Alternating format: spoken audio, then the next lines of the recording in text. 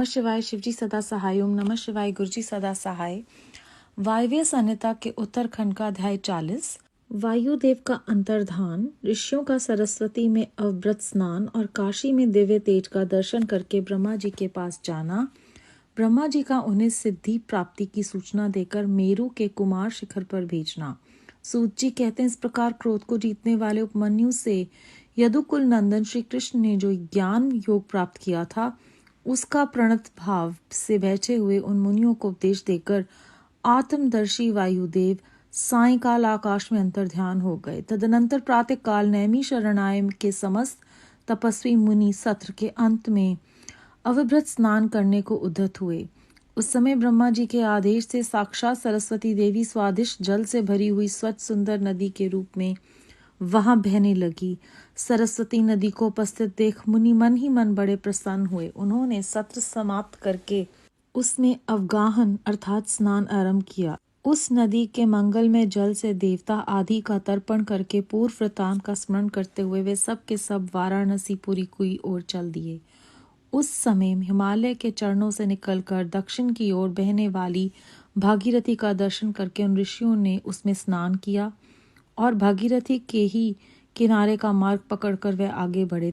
तदनंतर वाराणसी में पहुंचकर उन सबको बड़ी प्रसन्नता हुई। वहां उत्तर वाहिनी गंगा में स्नान करके उन्होंने अविमुक्तेश्वर लिंग का दर्शन और विधि पूर्वक पूजन किया। पूजन करके जब वे चलने को उदित हुए, तब उन्होंने आकाश में एक दिव्य और परम अद्भुत प्रकाशमान तेज देखा, जो करोड़ों सूर्यों के समान जान पड़ता था।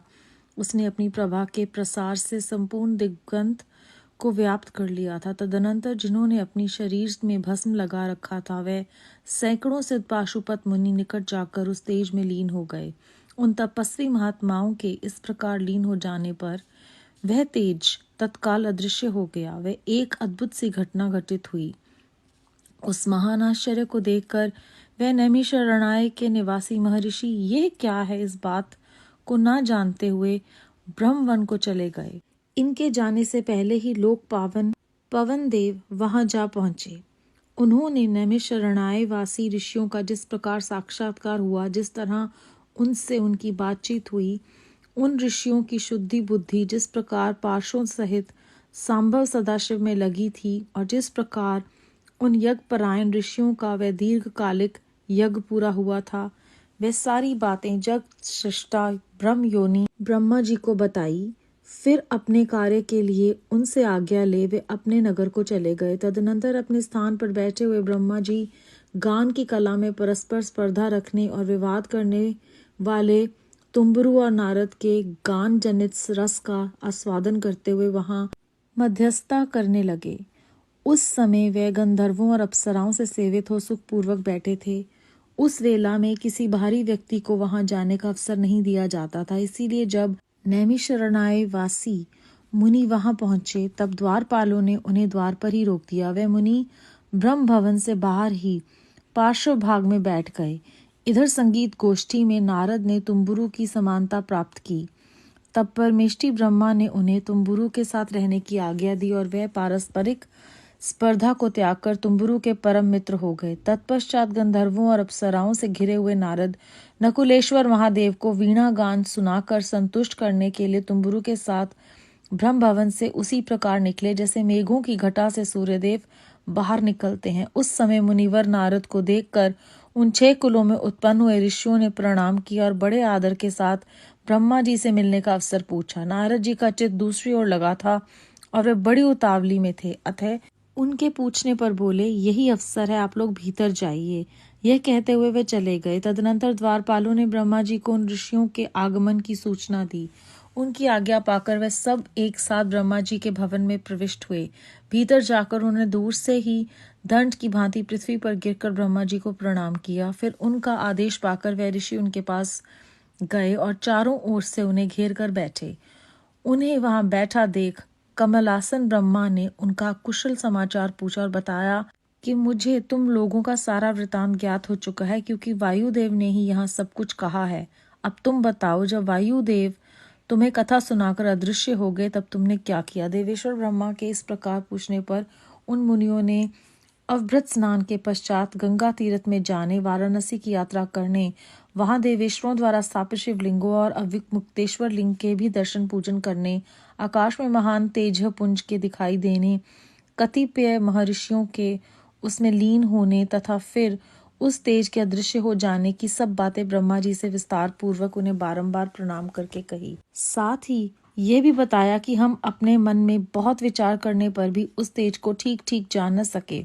मुनियों का यह कथन सुनकर विश्रिष्टा चतुर्मुख ब्रह्मा ने किंचित सिर हिलाकर गंभीर वाणी में कहा, महर्षियों, तुम्हें परम उत्तम पारलौकिक सिद्धि प्राप्त होने का अवसर आ रहा है। तुमने दीर्घकालिक सत्र द्वारा चिरकाल तक प्रभु की आराधना की है, इसीलिए वे प्रसन्न होकर तुम लोगों पर कृपा करने को उत्सुक हैं। उस तेज पुंज के दर्शन की जो घटना घटित हुई है, उसी से यही बात सूचित होती है। तुमने वाराणसी में आकाश के भीतर जो दीप्तिमान दिव्य तेज देखा था, वह साक्षात ज्योतिर्मय लिंग ही था। उसे महेश्वर का उत्कृष्ट तेज समझो। उस तेज में श्रौत और पाशुपत व्रत का पालन करने वाले मुनि, जो सर्वधर्म में पूर्णतः निष्ठा रखने वाले थे और अपने पाप को दग्ध कर चुके थे, लीन हुए हैं। लीन होकर वे स्वस्थ एवं मुक्त हो गए हैं। इसी मार्ग से तुम्हें भी शीघ्र ही मुक्ति प्राप्त होने वाली है। तुम्हारे देखे हुए तेज से यही बात सूचित होती है। तुम्हारे लिए यह वही समय देववश स्वयं उपस्थित हो गया है। तुम मेरु पर्वत के दक्षिण शिखर पर जहाँ देवता रहते हैं जाओ। वहीं मेरे पुत्र सनत कुमार, जो उत्कृष्ट मुनि है, निवास करते हैं। वह वहां साक्षात भूतनाथ नंदी के आगमन की प्रतीक्षा में है। पूर्व काल की बात है, सनत कुमार अज्ञानवश अपने आप को सब योगियों का शिरोमणि मानने लगे थे, इसीलिए दुर्विनीत हो गए थे। यही कारण है कि उन्होंने किसी समय परमेश्वर शिव को सामने देखकर भी उनके लिए उचित अभ्युत्थान आदि सत्कार नहीं किया। वे अपने स्थान पर निर्भय बैठे रहे। उनके इस अपराध से कुपित हो नंदी ने उन्हें बहुत बड़ा ऊंट बना दिया। तब उनके लिए मुझे बड़ा शोक हुआ और मैंने दीर्घ काल तक महादेव और महादेवी की उपासना करके नंदी से भी बड़ी अनुन्य विनय की। इस प्रकार प्रयत्न करके किसी तरह उनको ऊंट की योनि से छुटकारा दिलाया और उन्हें पूर्वतः सनत कुमार रूप की प्राप्ति कराई। उस समय महादेव ने मुस्कुराते हुए से अपने गणाध्यक्ष नंदी से कहा, अनंत, सनत कुमार मुनि ने मेरी अवहेलना करके अपना वैसा अहंकार प्रकट किया था, अतः तुम ही उनको मेरे यथार्थ स्वरूप का उपदेश दो। ब्रह्मा का ज्येष्ठ पुत्र मूढ़ की भांति मेरा स्मरण कर रहा है, अतः मैंने ही उसको तुम्हें शिष्य के रूप में दिया है। तुमसे उपदेश पाकर वह मेरे ज्ञान का प्रवर्तक होगा और वही तुम्हारा धर्माध्यक्ष के पद पर अभिषेक करेगा। महादेव जी के ऐसा कहने पर समस्त भूतगणों के अध्यक्ष नंदी ने प्रातःकाल मस्तक झुकाकर स्वामी की वह आज्ञा शिरोधार्य की तथा सनत कुमार भी मेरी आज्ञा से इस गणराज नंदी को प्रसन्न करने के लिए मेरु पर दुष्कर तपस्या कर रहे हैं। गणाध्यक्ष नंदी के समागम से पहले ही तुम लोग सनत कुमार से मिलो, क्योंकि उन पर कृपा करने के लिए नंदी शीघ्र ही वहां आएंगे। विश्वयोनि ब्रह्मा के इस प्रकार शीघ्र आदेश देकर भेजने पर वह मुनि मेरु पर्वत के दक्षिणवर्ती कुमार शिखर पर गए। अध्याय 40 समाप्त। इस अध्याय के आरंभ में हमने जाना कि मुनियों को उपदेश देकर वायुदेव सायंकाल को आकाश में अंतर ध्यान हो गए। उसके बाद प्रातः काल में समस्त तपस्वी जो हैं वो नैमिषारण्य में स्नान करने के लिए उदित हुए और ब्रह्मा जी के आदेश से सरस्वती नदी को वहां देखकर उसमें उन्होंने स्नान करना आरंभ किया। उसके उपरांत वो वाराणसीपुरी को चल दिए और वहां पर बहने वाली भागीरथी का दर्शन किया उन्होंने और उसमें स्नान किया। उसी के किनारे को मार्ग की तरह पकड़कर वे आगे बढ़े और जब वो आगे बढ़ रहे थे तब उन्होंने आकाश में एक दिव्य और परम अद्भुत प्रकाश तेज देखा। उसके बाद वो तेज जो है वो अपने आप ही अदृश्य हो गया। ऐसी अद्भुत घटना को देखकर ये क्या है इस बात को न जानते हुए वो ब्रह्मवन में चले गए। उनके पहुंचने से पहले ही वायु देवता सारा वृतांत जो है वो ब्रह्मा जी को बता देते हैं और ब्रह्मा जी उस समय गान कला में परस्पर स्पर्धा जो हो रही थी तुम्बुरु और नारद जी के बीच में, वो वहां पर बैठे थे और वहां किसी को भी जाने की आज्ञा नहीं थी, इसलिए द्वारपालों ने उन्हें अंदर नहीं जाने दिया।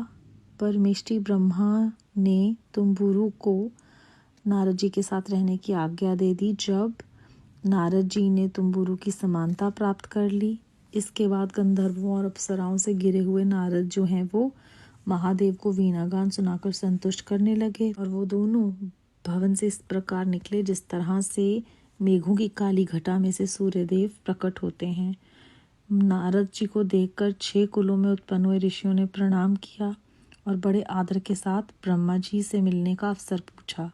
तब नारद जी ने कहा कि इस समय यही अवसर है, आप भीतर चले जाएं। भीतर जाने पर ब्रह्मा जी ने उन्हें बताया कि वायु देवता ने सब कुछ कह दिया, अब तुम बताओ कि वायु देवता के अदृश्य होने के बाद क्या हुआ। तो वो सारा वृतांत जब बताते हैं तब ब्रह्मा जी कहते हैं, तुम्हारे परम उत्तम पारलौकिक सिद्धि को प्राप्त करने का अवसर बहुत नजदीक आ रहा है। वो तेज पुंज जो है वह साक्षात ज्योतिर्मय लिंग ही था और उसे महेश्वर का उत्कृष्ट तेज ही समझना चाहिए।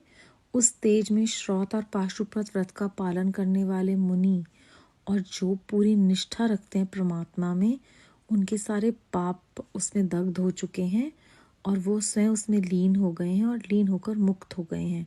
और अब ये अवसर तुम्हारे लिए आ रहा है, तुम सब मेरू पर्वत में जाओ, वहाँ पर जहाँ देवता रहते हैं, मेरा पुत्र जो है सनत कुमार वो वहाँ पर अपनी तपस्या कर रहा है, क्योंकि उसने अहंकार वश ये सोचना शुरू कर दिया था वो सब योगियों का शिरोमणि है और उन्होंने अपने अहंकार में, जब शिवजी महाराज आए तब उनके सत्कार में भी वो खड़े नहीं हुए, वो अपने स्थान पर बैठे रहे और इस अपराध के फलस्वरूप नंदी जी ने उन्हें ऊंट बना दिया। जी महाराज ने नंदी को कहा कि अब अहंकार से उन्होंने ऐसा करा है, तुम ही उन्हें मेरा असली रूप के बारे में ज्ञान दो, मैं ही तुम्हें ब्रह्मा जी के ज्येष्ठ पुत्र को एक शिष्य के रूप में दे रहा हूँ।